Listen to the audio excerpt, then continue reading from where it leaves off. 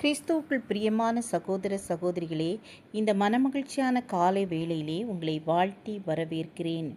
இன்றைய தினம் நாம் தியானிக்க இருக்கிற வசனம் சங்கீதம் 119 113 வசனம். வீண் சிந்தனைகளை நான் வெறுத்து உமது வேதத்தில் பிரியப்படுகிறேன். மனிதனுடைய எல்லா செயல்களும் சிந்தனையில்தான் ஆரம்பிக்கின்றன. சிந்திக்கிறான், பேசுகிறான், பின்பு செயலாற்றுகிறான். சிந்தனை பரிசுத்தமாயிருந்தால் செயல்களும் பரிசுத்தமாயிருக்கும். சிந்தனையில் தெளிவும் ஞானமும் இருந்தால் அவனுடைய வாழ்க்கை இனிதாய் அமையும். சிந்தனை எங்கே இருந்து வருகிறது?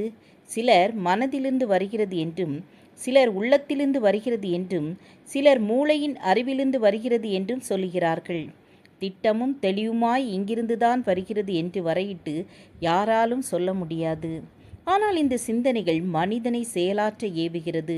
ஒருவனுக்கு அவனுடைய சிந்தனையை அடக்கியாள தெரிய வேண்டும். சிந்தனை மனதின் வேர் போல இருக்கிறது. வேர் நன்றாக இருந்தால்தான் மரம் செழிப்பானதாக இருக்கும். இன்றைக்கு ஜனங்கள் விருதா காரியத்தை சிந்திக்கிறதினாலே கர்த்தரை விட்டும் ஜீவ மார்க்கத்தை விட்டும் வழிவிலகி போகிறார்கள். தாவீது ஒரு நாள் ஒரு தீர்மானத்திற்கு வந்தார். வீண் சிந்தனைகளை நான் வெறுத்து உமது வேதத்தில் பிரியப்படுகிறேன் என்றார். இங்கே அவருடைய 2 தீர்மானங்களை பார்க்கிறோம். வீண் சிந்தனைகளை வெறுப்பது முதல் தீர்மானம். கர்த்தருடைய வேதத்தில் பிரியப்படுவது 2வது தீர்மானம். வீண் சிந்தனைகளுக்கு காவலான கர்த்தரையே வைத்தார். தேவனே, என்னை சோதித்து என் சிந்தனைகளை அறிந்து கொள்ளும் என்று ஜெபித்தார்.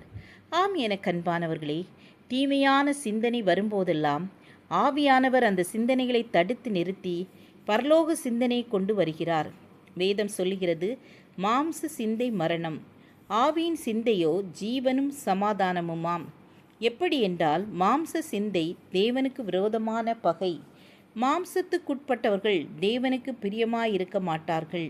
தேவனுடைய ஆவி உங்களில் வாசமாயிருந்தால் நீங்கள் மாம்சத்துக்குட்பட்டவர்களாயிராமல் ஆவிக்குட்பட்டவர்களாயிருப்பீர்கள். கிறிஸ்துவின் ஆவி இல்லாதவன் அவருடையவன் அல்ல.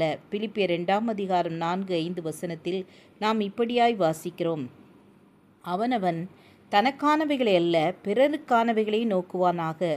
கிறிஸ்து இயேசுவில் இருந்த சிந்தையே உங்களிலும் இருக்க கடவது. ஜெபம் செய்வோம். எங்களை நேசிக்கிறதான அன்பின் பிதாவே, உம்மை நன்றியோடு ஸ்தோத்தரிக்கிறோம். நாங்களும் வீண் சிந்தனைகளை வெறுத்து உம்முடைய வேதத்தில் பிரியமாயிருக்க எங்களுக்கு கற்றுத்தாருங்க. உம்முடைய வேதத்தை நேசிக்கவும், வாசிக்கவும், தியானிக்கவும், அதன்படி நடக்கவும் எங்களுக்கு கிருபை தாருங்க. இயேசுவின் நாமத்தில் பிதாவே, ஆமேன், ஆமேன். God bless you.